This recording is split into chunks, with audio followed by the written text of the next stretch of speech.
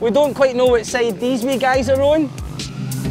This is my alternative tour of Scotland.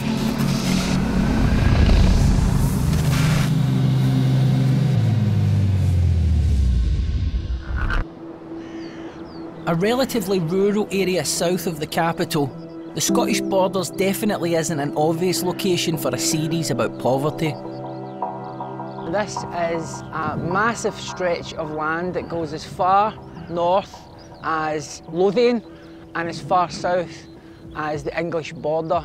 Dotted all around, connected by some rather frustrating country roads. And I say that as a man who's protested a lot about motorways.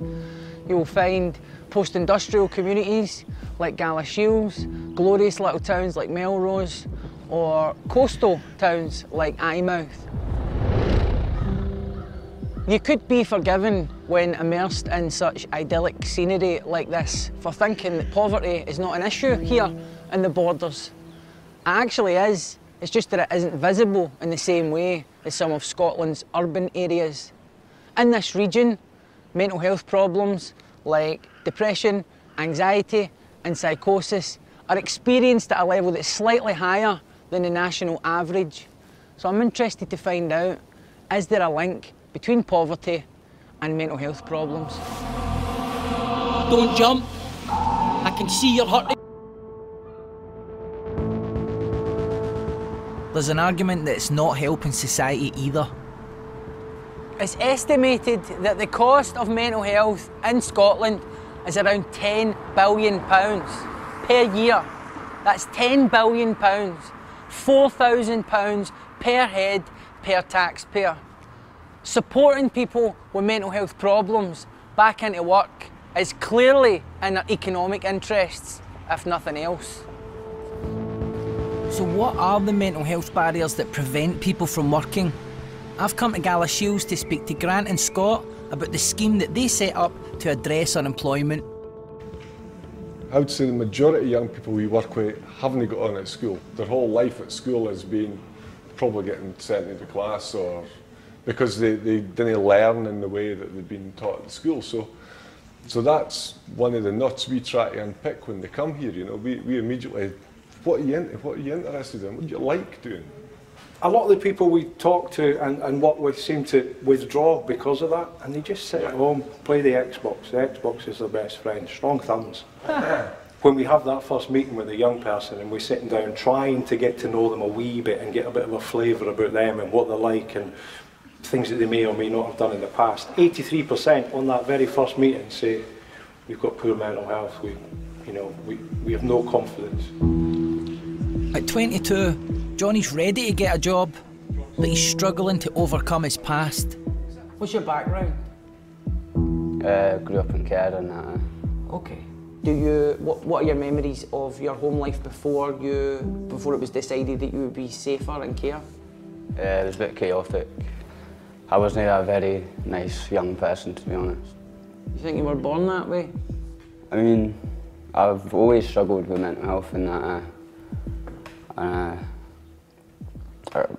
guess so. I come from a background that's quite chaotic. I struggle with some of the same things that you're talking about. No really knowing what my value is. Kind of looking to the outside world or tracksuits and trainers as a sort of way to say, look at me, I'm worth something, you know. And for me, that comes from my background where, one of my parents was quite, well, she hadn't really been taught how to be a parent. So she didn't really know how to say, well done. She didn't know how to say, I love you, And for me, that became low self-esteem. But I find it hard to believe that you were born with no confidence. I mean, I try to be confident in that, but it's just like a wee brick wall sat in my head that just stops me. Like, sometimes I can't even get my words out of that. Like, I start stuttering and stuff.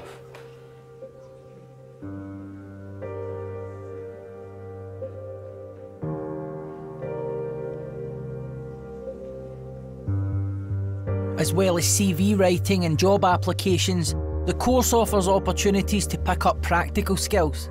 Today they're building a path on a country estate near Selkirk. For people like Chris, Just taking this first step towards employment has been difficult. When I left the high school, I never really had any qualifications, so I felt there was no opportunities for us. So when I left the high school, it was like, this is it for me. What would you be doing if this sort of thing wasn't available to you, this sort of opportunity? I would probably right now either still be in bed or just sitting in the house.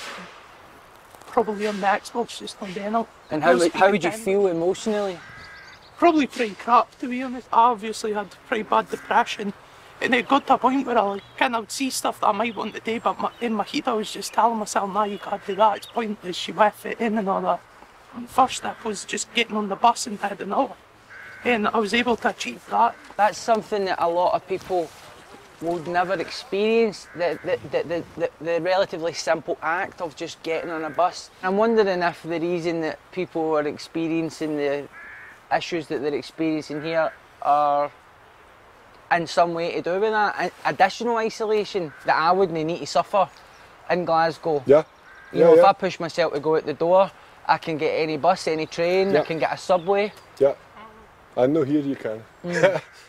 For me to get a car and actually gone through setting the lessons and all that, it's pretty expensive, and it's money that right now I can't afford to pay. So I sort of rely on buses to get to places and that. And if there isn't buses as often, it kind of becomes harder for us. These are real barriers, you know. These are.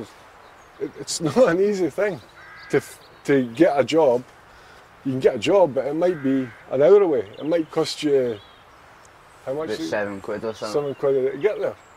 So there's an hour of your work gone on just getting there, you know. With encouragement, these lads are on the right path, but the same can't be said for everyone who comes up against mental ill health and deprivation. The impact of one of these alone can feel overwhelming, but combined, it can seem insurmountable. It might be stating the obvious slightly to say that poverty is killing people. Now, I know that many of you might feel that that is a bit alarmist or a little bit melodramatic. Some of you might be thinking about rough sleepers or people with needles in their arms. But here, what we see is a problem that's almost invisible. For many of the people experiencing these problems, they stem from the same thing. Stressful social environments which produce the same ends, poor health outcomes, and ultimately premature death. So how do we put a stop to this? Well, we could begin by being prepared to treat the causes rather than the symptoms. Being prepared to examine the social environments and the impact that that has on human life, and more importantly, become willing to change it. People are more generous when they're drinking. So you get more money when people are pissed?